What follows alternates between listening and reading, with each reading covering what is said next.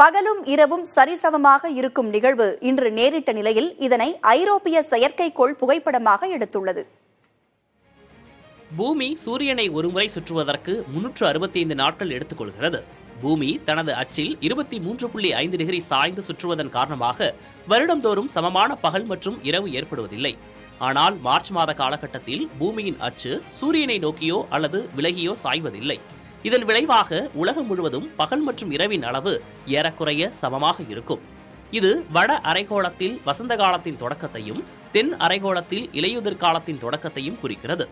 இந்நிலையில் இந்த வருடம் மார்ச் 20ஆம் தேதி இந்திய நேரப்படி பிற்பகல் 2:31க்கு வசந்தகால சமயிரவு நிகழ்வு நடைபெற்றது.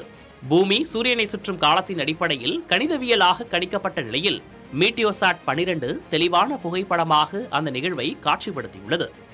மீட்டியோசாட் 12 எடுத்த புகைப்படத்தில் ஐரோப்பா மற்றும் ஆப்பிரிக்கா கண்டத்தின் இடது பகுதியில் சூரிய ஒளி மிகுந்ததாகவும் வலதுபுறத்தில் இரவு பொழுது நிறைந்ததாகவும் காணப்படுகிறது.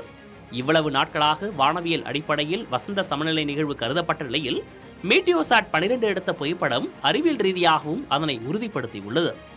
புதிய தலைமுறைக்காக செய்தியாளர் பாலவெற்றிவேல், நவநீத கிருஷ்ணன்.